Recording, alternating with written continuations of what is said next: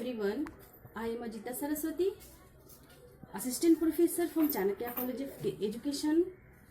आज की क्लास में हम पढ़ेंगे डीएलएड फर्स्ट ईयर का F8 जिसमें हम लोग पढ़ते आए हैं। तो आज कुछ प्रश्नों को हम अब हल कर रहे हैं कि आने वाले हमारे एग्जाम्स की तैयारी होती रहे, रिवीजन होती रहे।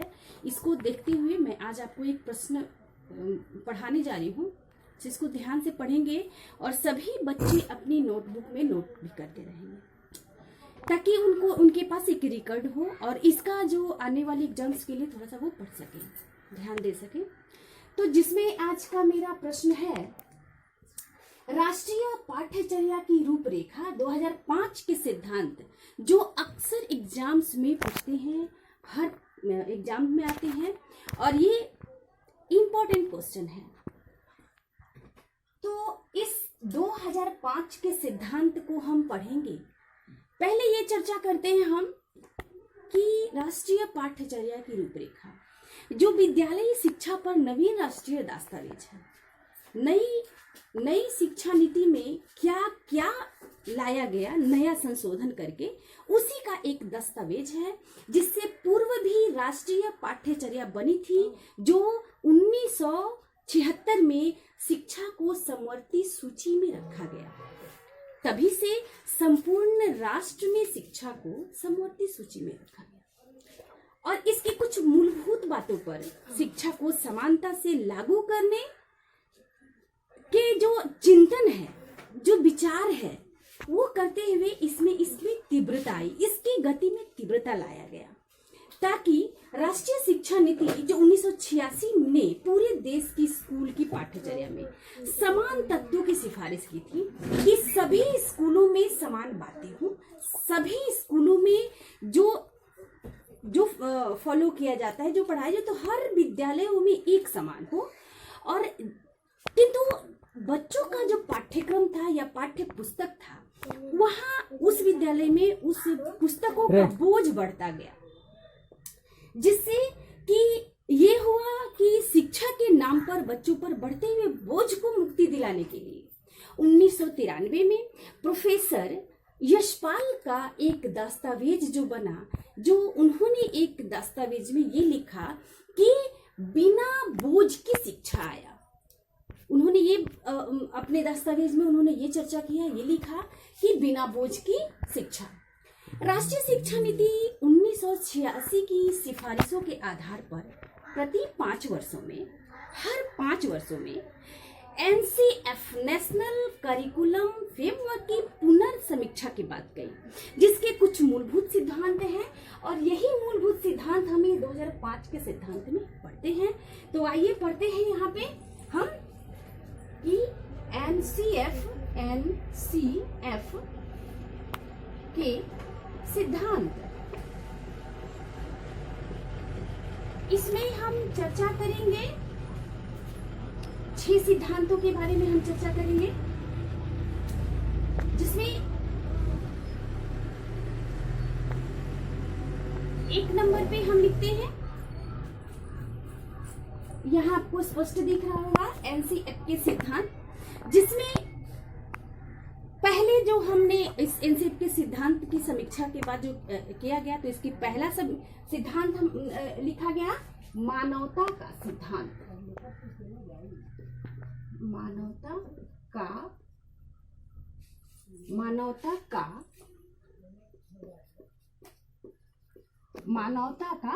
सिद्धांत। मानवता का सिद्धांत जो स्पष्ट है कि मानवता, जहां पे मानवीय मूल्यों का इतिहास अत्यंत प्राचीन है, जो कि मानवीय मूल्यों का महत्व केवल भारतीय स्तर पर नहीं है, ये तो वैश्विक स्तर पर भी है।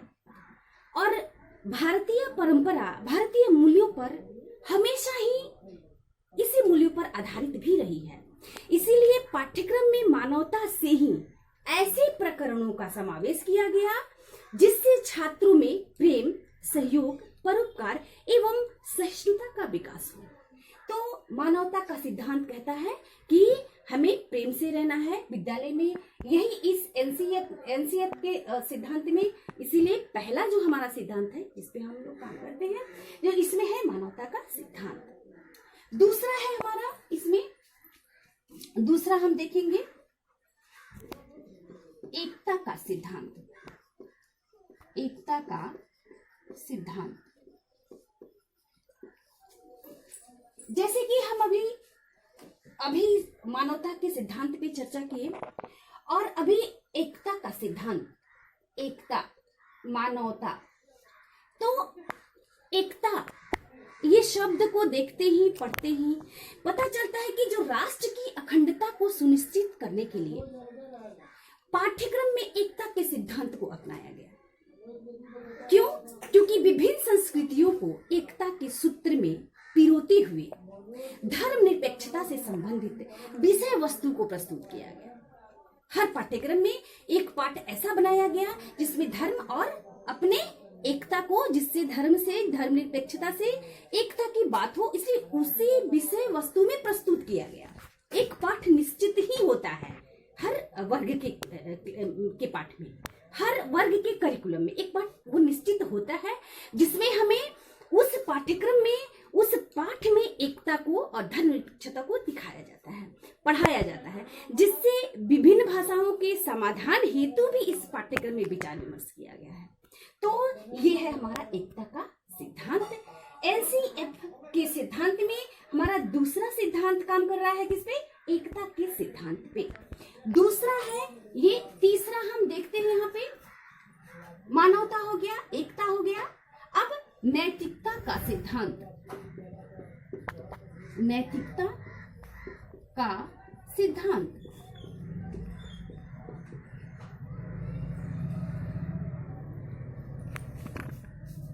नैतिकता का सिद्धांत, ये हमारा तीसरा सिद्धांत है।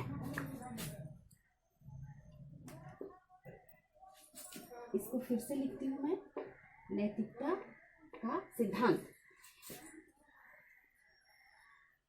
तो नैतिकता से अभी हमने पढ़ा मानवता का सिद्धांत। हमारा एनसीएफ भी कहता है कि हमें मानवता को भी पढ़ाना है बच्चों को, मानवता के बारे में, एकता के बारे में। अब ये यहाँ ये कह रहा है कि नैतिकता का सिद्धांत। अब क्या पाठ्यक्रम में नैतिकता का सिद्धांत 2005 क्यों सिफारिश करता है? क्योंकि भारतीय संस्कृति जो है नैतिक स्कूल में जो है उसको जो नैतिकता पे आधारित रही है, कैसे हमें शिष्टाचार में रहना है, कैसे गुरु की सम्मान करना है, कैसे विद्यार्थी को कैसे गुरु के साथ व्यवहार देना है, आपस में कैसे रहना है, किस नैतिकता को मानना है। तो नैतिक मूल्यों को आज भी उपयोगी और महत्वपूर्ण माना जाता है। क्यों? क्योंकि प्रत्येक अभिभावक और शिक्षक अपने बच्चों में नैतिक मूल्यों का समावेश करना चाहते हैं। हर शिक्षक विद्यालय से जोड़ करके उनको ये उम्मीद लगी रहती है कि वहाँ जो शिक्षक हैं वो विद्वान हैं और उनके द्वारा पढ़ाई हुई, बताई हुई, सिखाई हुई बातों को वो अनुकरण करता है। तो इसीलिए राष्ट्रीय पाठ्यक्रम 2005 में नैतिक मूल्यों के सिद्धांत को भी महत्वपूर्ण स्थान दिया गया। चौथे नंबर पे हम देखते हैं संस्कृति का सिद्धांत। संस्कृति का सिद्धांत,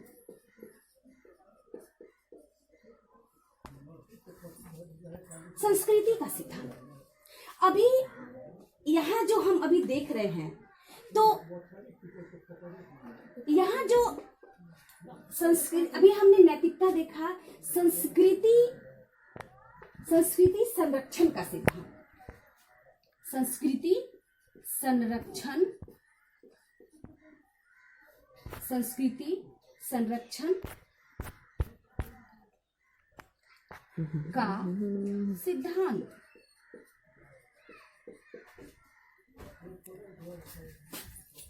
संस्कृति संरक्षण क्यों?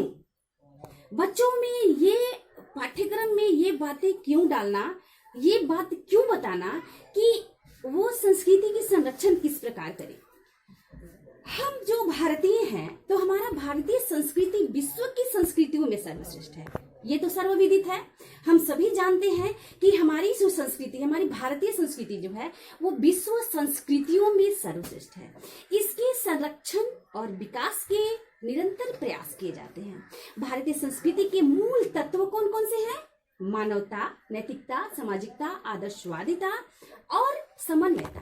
इन पाठों को हम पाठ्यक्रम के विषय वस्तु में महत्वपूर्ण स्थान दिया गया है। तो इसलिए संस्कृति संरक्षण इन पाठों में जब हम इन पाठ्यक्रम में जब हम इस संस्कृति संरक्षण को वहाँ एक पाठ देते हैं, एक करिकुलम में इसको महत्वपूर्ण स्थान दिया गया, ताकि हमारे आने वाली जो पीढ़ी है, जिस बालक को मैं पढ़ा रहा हूँ, इस करिकुलम में, इस जो है फ्रेमवर्क में, तो ये चीज समावेश हो, जिससे बच्चों में, बालकों में आने वाले भविष्य को लेकर के इन सब चीजों का भी विकास हो। अगला है हमारा 5 नंबर पे समावेशन। समावेशन का सिद्धांत।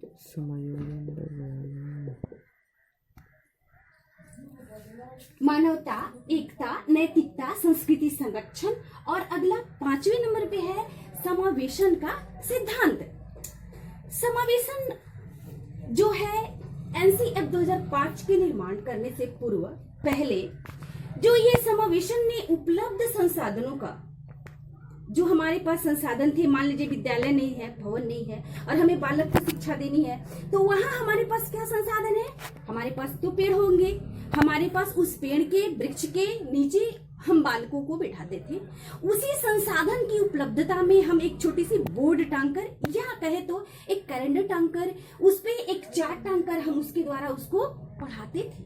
तो ये जो संसाधन का जो है, उस संसाधनों की समायोजन में विचार किया गया, विचार विमर्श किया गया और इसके पश्चात उपलब्ध संसाधनों में समन्वय करते हुए उनके सर्वाधिक उपयोग के महत्व को सुनिश्चित किया गया कि हम किस प्रकार से कौन कौन से जो संसाधन हमें चाहिए, आवश्यक है, नहीं है तो उसकी उपलब्धता कराई जाए और इस प्रकार संसाधनों के मध्य उचित समन्वय स्थापित करते हुए इसे भी हमें पाठ्यक्रम में जोड़ा गया ताकि समायोजन में अनुकरण करके बच्चे उसको पढ़ सके। अगला और अंतिम है 6ठे नंबर पे। इस प्रकार ये जो सिद्धांत है ये इसलिए है कि इसको हम लागू करते हैं तो किस प्रकार से हम बच्चों में इन सभी चीजों को देते हुए एक जो है सभ्य नागरिक का हम पाठ पढ़ाते हैं। तो अगला और अंतिम है 6ठे नंबर पे रुचि का सिद्धांत।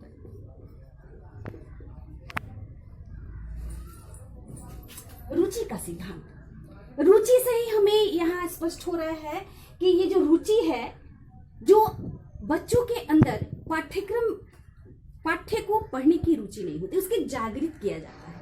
तो पाठ्यक्रम की प्रभावशीलता एवं पाठ्यक्रम की ये जो 2005 में जो हमने एनसीएफ जो है हमने फ्रेमवर्क के लिए जो करिकुलम स्टार्ट किया, तो उसमें जो पाठ्यक्रम की प्रभावशीलता और सफलता का मूल्यांकन तभी किया जाता है जब उसका अनुकूलन प्रभाव शिक्षक जो पढ़ा रहा है, शिक्षक छात्र जो पढ़ रहा है और समाज पर जाए। समाज को ये भी लगे कि जिस शिक्षक के द्वारा हमारा बालक ज्ञान ले रहा है वो जो है वो सही है, सही दिशा की ओर है और यह सर्वविदित है।